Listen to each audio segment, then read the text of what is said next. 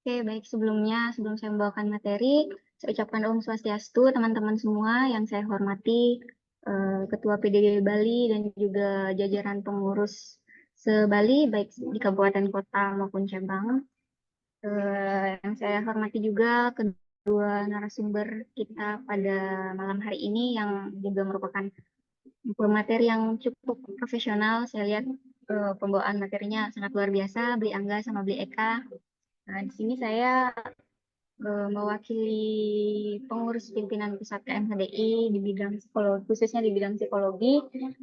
Di sini juga saya dibagikan materi di bagian perspektif psikologi di generasi muda nasional itu seperti apa. Oke, baik. Sebelumnya terima kasih atas kesempatan yang telah diberikan kepada saya. Pada malam hari ini saya akan membawakan materi terkait revolusi mental generasi muda di bagian perspektif psikologi generasi muda nasional. Mungkin di sini kita bisa saling sharing dan juga tadi sudah ada pengantar beberapa materi dari sisi psikologis maupun dari sisi agama Hindu itu tersendiri. Nah, mungkin bisa dilanjut. Oke, baik.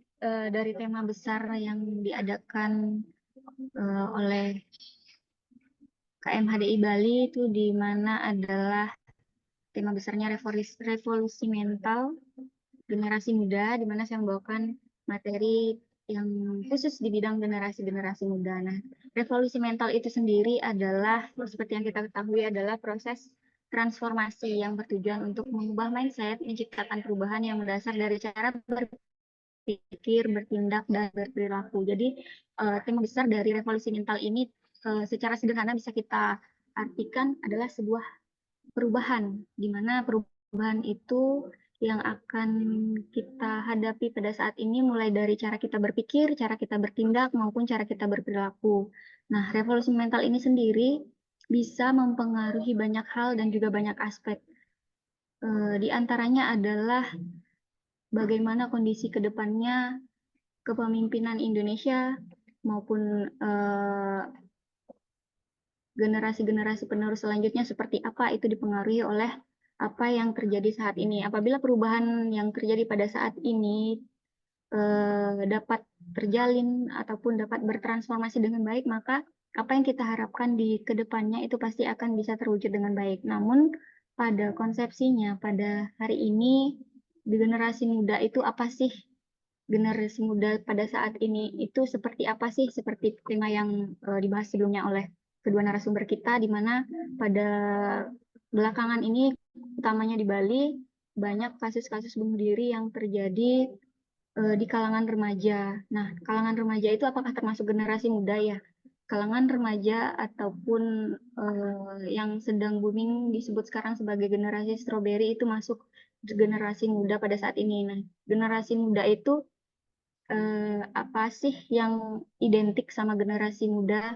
Nah, jadi generasi muda itu identik sama remaja dewasa awal. Dia remaja yang sangat energik, memiliki energi ataupun apa ya namanya, memiliki power yang menggebu-gebu lah pada saat ini. Nah, selain itu juga pemuda itu memiliki peran strategis, lalu diidentikan dengan generasi muda itu adalah generasi yang bisa membawa perubahan atau agent of change. Nah, generasi generasi muda juga sering memiliki tantangan, harus bisa memberdayakan apa yang ada di sekelilingnya dan juga harus berkontribusi dalam banyak hal. Nah, selain itu, yang menjadi kaitan dari revolusi mental itu sendiri adalah kondisi mental atau kondisi psikologi seseorang, di mana kondisi mental itu sendiri, teman-teman, yang mungkin bisa kita ketahui bersama bahwa secara sederhana kondisi mental adalah suatu suasana batin seseorang yang mencakup baik itu emosi maupun kognisi, kesehatan mental dan juga kepribadian. Nah, yang mempengaruhi kondisi mental seseorang ini adalah beberapa aspek ini, teman-teman. Jadi ada emosi, ada kognisi, motivasi, kepribadian, dan kesehatan mental. Apabila di antara 6 atau 5 aspek ini ada yang tidak sejalan ataupun ada yang kurang bagus tingkatannya, jadi itu akan mempengaruhi kondisi psikologis ataupun sosial seseorang. Nah, kondisi mental ini juga tidak semerta-merta terjadi begitu saja, tetapi ada kondisi di mana hal ini bisa dipengaruhi oleh suatu hal. Nah, beberapa faktor yang mempengaruhi hal tersebut bisa jadi faktor genetik, lingkungan, pengalaman hidup, gaya hidup, dan juga stres. Nah, faktor yang paling sering mempengaruhi kondisi mental generasi muda pada saat ini adalah kondisi lingkungan, di mana generasi muda itu pada saat ini utamanya generasi yang identik sama era digitalisasi, maka lingkungan dimanapun remaja itu ada, pasti akan dipengaruhi oleh teman-teman, oleh sosial medianya, ataupun oleh keluarganya. Nah, jadi kondisi lingkungan ini yang paling sangat mempengaruhi kondisi mental ataupun psikologis seseorang. Bisa dilanjut.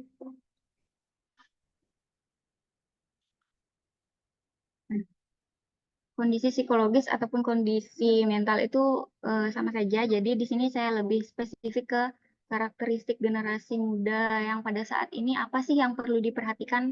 Jadi yang menjadi topik permasalahan ataupun yang menjadi isu-isu yang menjadi apa ya namanya, sisi-sisi kesulitan yang dialami oleh generasi muda saat ini, utamanya generasi remaja ataupun yang sering disebut juga dengan generasi stroberi, itu adalah ini, identitas diri yang belum stabil adalah yang menjadi problem remaja ataupun mahasiswa-mahasiswa pada saat ini, di mana remaja itu harus mencari jati dirinya seperti apa, apakah dia sudah cocok sama apa yang dia jalani pada saat ini, ataupun masih bimbang, saya cocok nggak sih sama apa yang saya jalani sekarang, kayaknya di kedepannya masih ada hal-hal yang belum saya coba, ataupun jangan sampai hal yang saya jalani sekarang ini salah gitu ke depannya, nggak apa ya namanya, nggak sesuai sama minat dan juga tujuan saya. Nah, jadi di sisi identitas diri ini masih belum stabil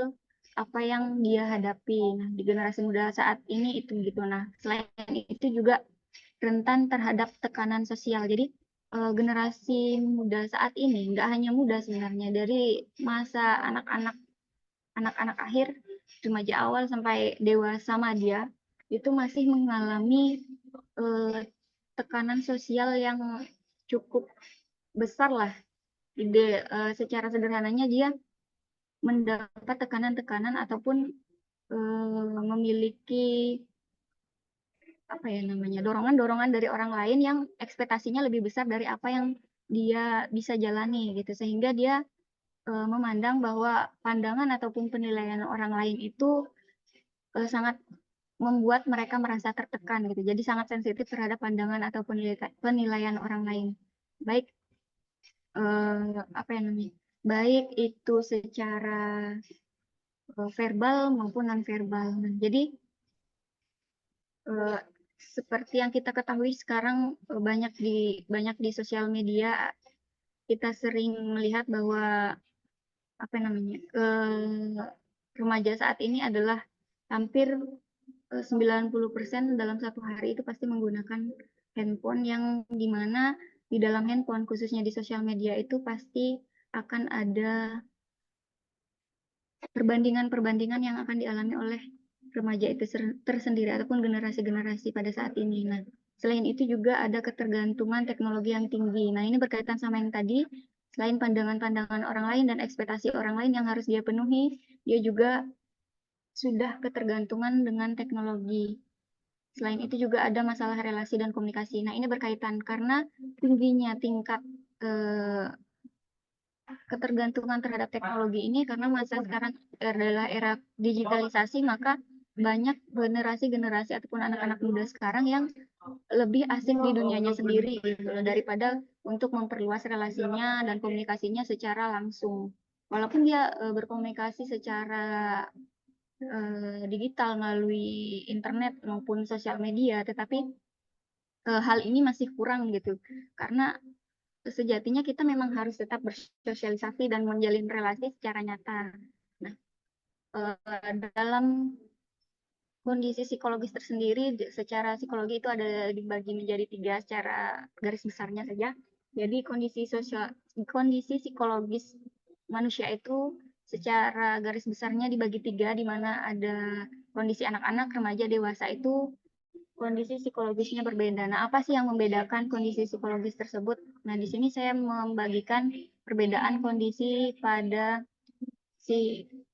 pada sisi sosial emosionalnya. Nah, psikoemosionalnya di sini ada anak-anak itu pada masa anak-anak kondisi psikologis pada emosionalnya itu dimulai dari masih mulai mengembangkan hubungan sosial yang lebih luas, memiliki rasa ingin tahu yang tinggi, dan mulai belajar mengelola emosi. Jadi anak-anak misalnya dari umur 5 atau 6 tahun sampai 12 tahun dia masih menjangkau orang-orang di sekitarnya, teman-teman sekolahnya. Jadi dia perlahan untuk memulai menjalin relasi dan juga eh, mengembangkan apa yang menjadi rasa ingin tahunya dia. Nah, kemudian di masa remaja ini sisi emosionalnya di mana pada masa remaja mengalami perubahan fisik dan hormonal, di mana perubahan fisik ini yang menjadi faktor yang paling terlihat lah dalam perubahan remaja itu. Nah, selain itu juga mencari identitas diri sama seperti yang generasi saat ini.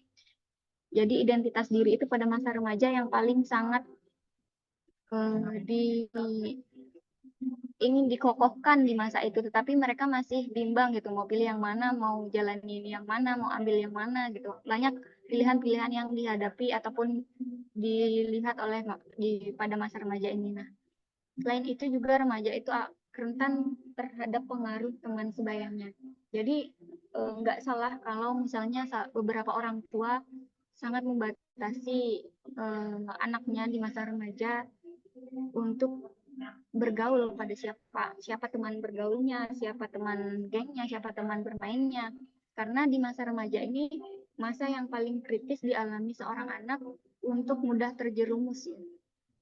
Jika teman pergaulannya ke sisi positif, dia akan mengikut sama teman-teman yang positif, misalnya yang ikut ekskul ataupun ikut organisasi, dia akan ikut ke teman yang positif. Tapi apabila dia terjerumus pada maksudnya mengarah ke teman-temannya yang mungkin sering bolos, sering ikut geng-geng motor yang nggak jelas ataupun ikut pada konsumsi obat yang terlarang, dan dia akan juga mudah terpengaruh pada kondisi itu. Nah, inilah yang menyebabkan kenapa masa remaja ini adalah masa yang paling kritis karena dia mudah terbawa gitu, terbawa arus baik ke kanan maupun ke kiri. Makanya di mana masa remaja ini harusnya sebenarnya lebih sangat diawasi oleh orang tua karena remaja tanpa apa ya namanya, tanpa pendampingan itu pasti akan sangat berbahaya. Dimana selanjutnya adalah masa dewasa, di mana dewasa ini ada terbagi menjadi tiga, tapi di sini dewasa secara umum, di mana dewasa itu kita memerlukan pemantapan identitas diri. Jadi ketika kita mulai menjadi dewasa madya, dewasa awal, dewasa madya itu kita mulai menetapkan jati diri kita seperti apa yang harus kita lakukan, apa yang ingin menjadi cita-cita kita, apa yang menjadi goals dan tujuan kita itu sudah ada di masa dewasa. Nah, selain itu juga kita pada masa dewasa itu membangun hubungan romantis dan keluarga. Kita mulai menetapkan tujuan seperti apa sih keluarga yang kita inginkan, seperti apa sih lingkungan yang kita mau, bagaimana caranya kita untuk mewujudkan hal tersebut. Gitu. Selain itu juga ada mengembangkan karir. Jadi ketika sudah mencapai masa dewasa, kita akan lebih berpikir untuk karir kita ke depannya itu apakah bisa menunjang kebutuhan kita, apakah bisa mencukupi kebutuhan dan keinginan kita. Jadi dewasa ini sudah menjadi lebih masa yang kompleks gitu untuk bertanggung jawab atas diri maupun orang yang ada di sekeliling kita. Selanjutnya, generasi stroberi. Nah, berkaitan dengan kondisi psikologis remaja di atas adalah di mana generasi stroberi ini adalah generasi yang sering disebut-sebut sebagai generasi sekarang atau generasi Z. Sebenarnya generasi stroberi itu nggak hanya generasi Z, tetapi Nah, di sini ada pengertian secara sederhana dan secara umumnya bahwa generasi strawberry itu adalah sebutan untuk generasi muda yang dianggap rapuh, mudah terluka, dan sensitif terhadap kritik atau tantangan. Jadi tidak ada fokus bahwa generasi strawberry itu adalah generasi Z. Walaupun dia misalnya generasi milenial ataupun generasi X, ketika dia memiliki pertahanan diri yang mudah terluka ataupun sensitif terhadap kritikan, mudah rapuh atas ketika menghadapi masalah, dia juga bisa disebut sebagai generasi strawberry. Nah, apa saja karakteristik generasi strawberry itu? Nah, di sini ada 5 yang saya rangkum. Generasi strawberry yang sangat menonjol itu yang pertama adalah rentan stres dan depresi, yang kedua kurang resiliensi atau pertahanan diri, yang ketiga bergantung pada orang tua, yang keempat sensitif terhadap kritik, dan yang kelima orientasi diri yang berlebihan. Jadi dia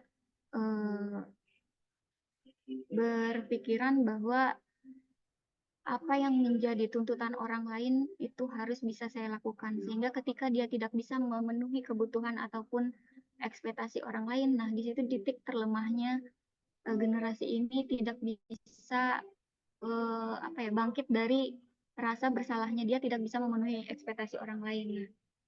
Inilah kenapa generasi strawberry ini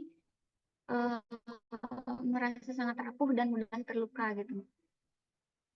Next lagi. Nah, jadi adapun generasi strawberry ini terbentuk tidak semata-merta juga karena pada saat ini emang kayak gitu, tapi ada penyebabnya. Nah, penyebabnya itu ada 3. Secara garis besar itu yang pertama adalah pola asuh orang tua. Ketika orang tua itu mengasuh anaknya eh, memiliki rasa kasih sayang yang terlalu besar kepada anaknya, misalnya blok blok blok kasih sayang, apapun kebutuhan dan keinginan anaknya selalu dipenuhi, apapun yang menjadi pilihannya dibiarkan saja tanpa pengawasan yang berlebihan, ataupun apapun yang menjadi masalah anaknya di luar dia tidak peduli. Nah, itu sangat sangat berpengaruh juga terhadap generasi strawberry ini. Nah, kemudian yang kedua adalah tekanan sosial dan ekspektasi yang tinggi. Nah, ini yang seperti yang saya sebutkan tadi, bahwa orang lain berekspektasi terhadap dirinya bahwa dia mampu kok menjalankan hal ini. Jadi dia merasa bahwa orang tua saya ingin saya seperti ini, saya harus bisa melakukan itu, saya harus bisa masuk UI, saya harus bisa kayak teman saya bisa bisa melakukan banyak hal, bisa sambil kerja, bisa sambil kuliah, ataupun bisa juga mendapatkan penghasilan yang tinggi. Nah, itu juga menjadi menjadi yang paling tertekan buat generasi strawberry ini. Kenapa dia bisa menjadi sangat rapuh karena tekanan sosial ini. Dia merasa harus selalu memenuhi ekspektasi orang lain. Kemudian yang ketiga adalah penggunaan teknologi yang berlebihan. Nah, seperti yang kita ketahui sekarang bahwa teknologi pada saat ini memang adalah yang paling besar dari tahun-tahun sebelumnya, bahwa sekarang adalah era digitalisasi, maka sebenarnya generasi strawberry ini nggak salah ketika dia disebut limpe ataupun nggak tahu apa-apa kadang, karena sejatinya emang pada generasi saat ini dia mendapatkan banyak informasi misalnya dari TikTok, dari Instagram, tetapi informasinya itu hanya sepotong-sepotong gitu loh, nggak kayak zaman dulu bahwa dia orang-orang zaman dulu itu harus membaca dulu untuk mendapatkan informasi, untuk cari buku dulu, cari di internet dulu untuk mencari kasus-kasus yang terjadi pada saat ini. Tapi generasi strawberry ini dia mendapatkan mendapatkan informasi sepotong-sepotong gitu loh. Misalnya ada kasus bunuh diri di Karangasem, dia bisa melihat kasus ini di TikTok secara 30 detik, tapi mungkin ada saja orang yang ingin mengetahui lebih dalam apa sih penyebab orang ini bunuh diri, apa sih kendalanya dia sampai dia bunuh diri, dia mungkin akan mencari tahu lebih dalam lagi, mungkin lewat komentarnya, lewat Instagram, ataupun lewat internet. Tapi ada juga yang hanya sepintas scroll lewat dikit, misalnya udah tahu ini dilewatin lagi, di scroll lagi ke bawah. Nah, itu yang menyebabkan kenapa generasi strawberry ataupun generasi Z sekarang mendapatkan informasi yang sangat minim gitu loh, karena masih ada yang nggak mau mencari tahu lebih dalam terkait informasi tersebut. Selanjutnya berkaitan sama yang tadi di era digitalisasi. Nah, jadi saya sempat dibagikan bagian-bagian materi di mana saya mendapatkan bahwa generasi remaja pada saat ini adalah era digitalisasi di mana pada tahun ini diperkirakan akan semakin mendalam dan luas dengan berbagai tantangan dan peluang yang harus dikelola dengan baik. Ada data bahwa profil usia yang paling banyak menggunakan internet itu adalah usia 25 tahun dan juga 19 sampai 24 tahun. Nah, ini bisa digeser. Nah, era digitalisasi ini ada banyak, misalnya ada banyak hal. Bisa di next deh. Jadi di era gencarnya teknologi ini, ketika kita bisa memanfaatkannya dengan baik, bahwa informasi yang positif ataupun hal-hal kebutuhan yang sangat berguna bagi kita itu akan mudah terpenuhi. Akan tetapi ketika generasi muda ataupun anak-anak muda pada saat ini tidak dapat menggunakan teknologi ini dengan baik, maka dampak negatifnya juga akan lebih banyak gitu. Nah, kita di era digitalisasi ini kita lebih terfokus pada penggunaan media sosial itu sendiri, di mana pada saat ini sudah zamannya media sosial itu menjadi identitas diri bagi generasi sekarang gitu loh. Ketika dia tidak mengupdate tentang dirinya di Instagram ataupun di TikTok, tidak mengikuti perkembangan zaman menggunakan aplikasi A, aplikasi B, misalnya TikTok, Instagram, dia merasa ketinggalan zaman gitu, merasa bahwa dirinya udah nggak update.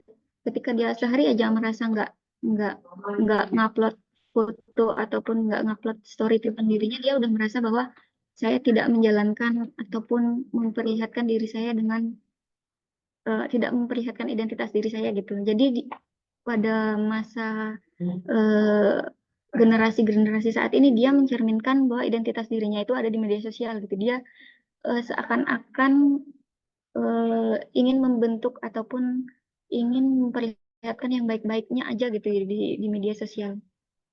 Nah, ternyata tanpa kita sadari bahwa pengaruh media sosial ini terhadap kondisi psikologis itu sangat-sangat berdampak buruk ketika tidak bisa mengelola ataupun mengorganisir dengan baik. Nah, apa sih pengaruh media sosial ini terhadap kondisi psikologis?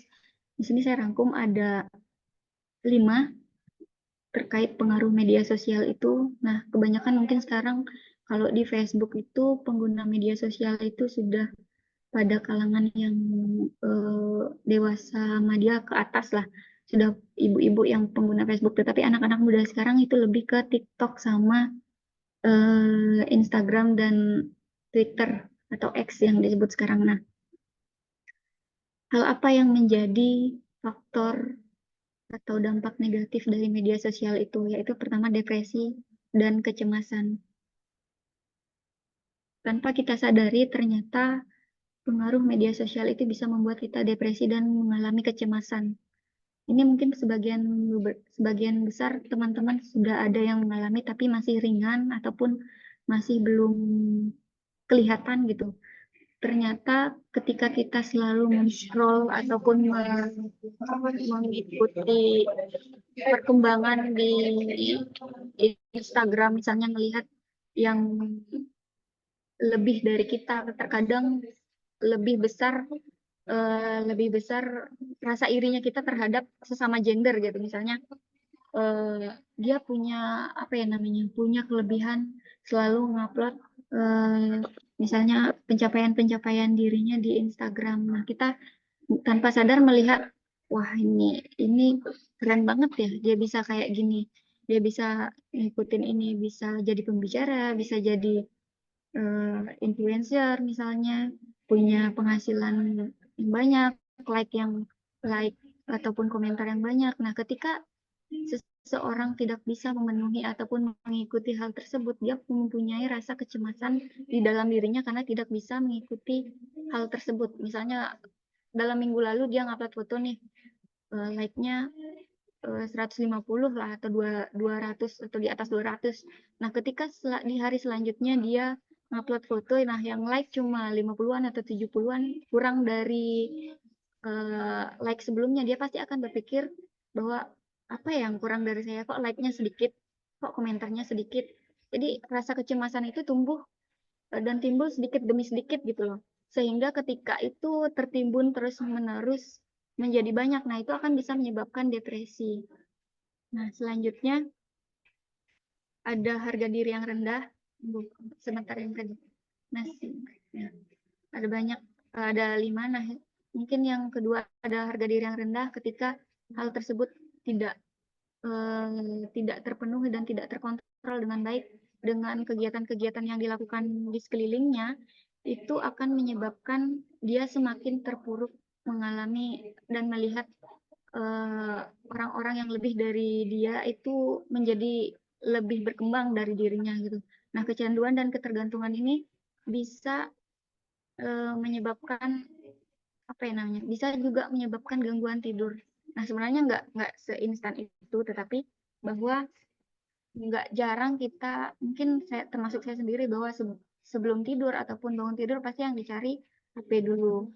Tanpa sadar juga mungkin karena keasikan scroll-scroll Instagram, nonton YouTube, scroll TikTok atau buka Shopee atau yang lain, itu sampai larut malam. Mungkin teman-teman juga mengalami sampai larut malam, bahwa ketika ada juga salah satu teman saya bahwa ketika dia akan tidur itu HP-nya harus selalu nyala. Karena dia udah nggak bisa, ketika HP-nya dia mati, dia pasti akan terbangun. Walaupun dia tidurnya itu, maksudnya HP-nya nggak terlalu didengar, tapi yang penting HP-nya hidup aja gitu. Harus nyala baru dia bisa tidur. Ketika HP-nya ketika mati lagi, dia pasti akan terbangun dan buka lagi video apa gitu. Yang penting HP-nya nyala terus. Nah, itu sudah masuk pada gangguan tidur. Nah, itu masih gangguan tidur yang maksudnya masih tahap ringan ya. Nah, ini belum terjadi ketika ini sudah terus berlanjut dan tidak ditangani. Itu akan menjadi lebih berbahaya.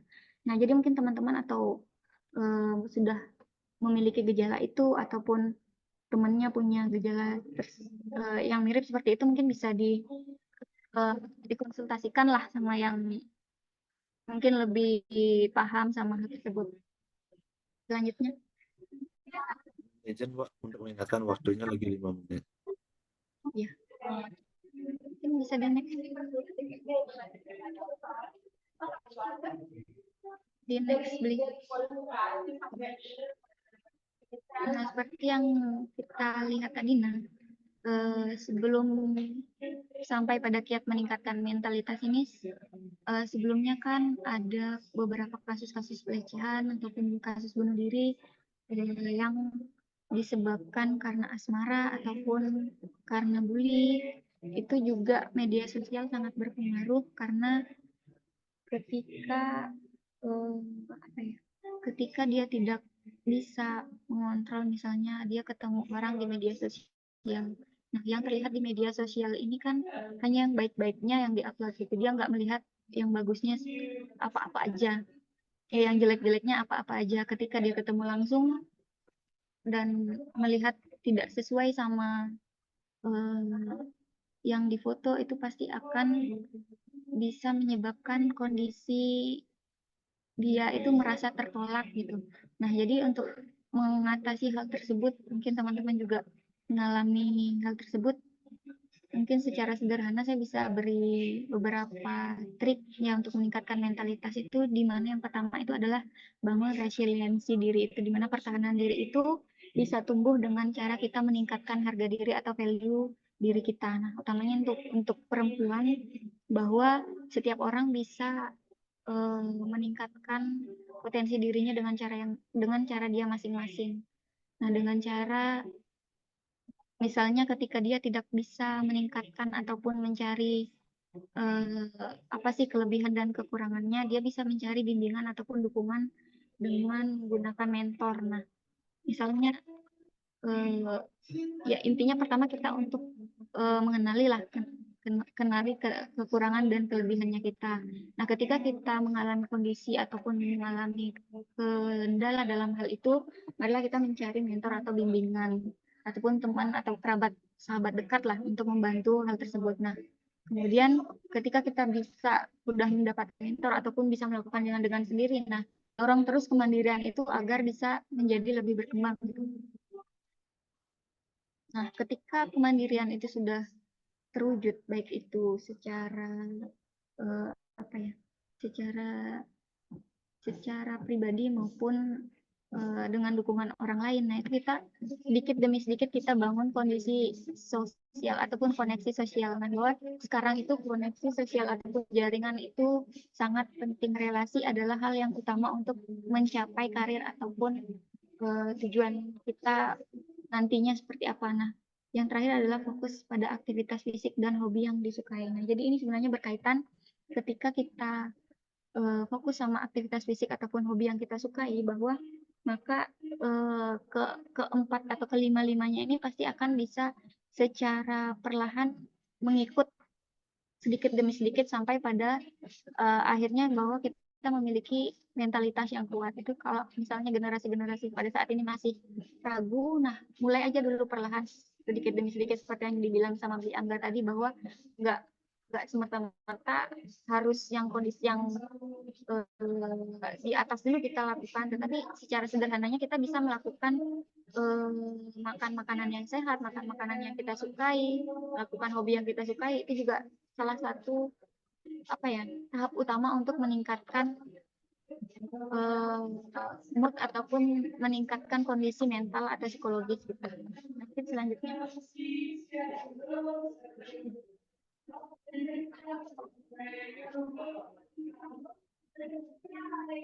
mungkin nggak banyak, karena beberapa tadi sudah disampaikan oleh kedua narasumber kita, di sini juga agak ribut ya sedikit.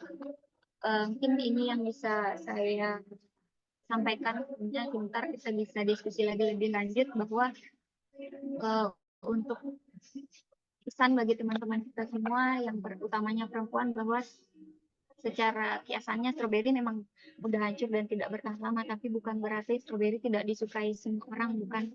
Nah, walaupun kita memiliki apa ya, mungkin yang pada saat ini kita merasa bahwa kita nggak bisa memenuhi segala ekspektasi orang lain, tetapi belum tentu orang lain itu nggak suka sama kita gitu. Jadi misalnya kayak tadi yang dihadapi karena masalah asmara, memang nggak secepat itu kita bisa menemukan sosok orang baru yang bisa mengerti dan sama kayak pasangan kita dulu, tetapi dengan cara kita merasa bahwa kita memang tidak bisa memenuhi ekspektasi semua orang, tapi kita juga nggak mungkin kita semua orang nggak suka sama kita gitu. Mungkin itu saja yang bisa saya sampaikan pada saat ini. Mungkin lebih lanjut kita bisa diskusi lagi, ada kurangnya saya mohon maaf. Setelah itu saya bisa lebih mengembangkan lagi, mungkin ada saran atau kritik dari teman-teman, pertanyaan juga dari teman-teman, kita bisa saling sama-sama diskusi. Itu aja, saya kembalikan ke moderator.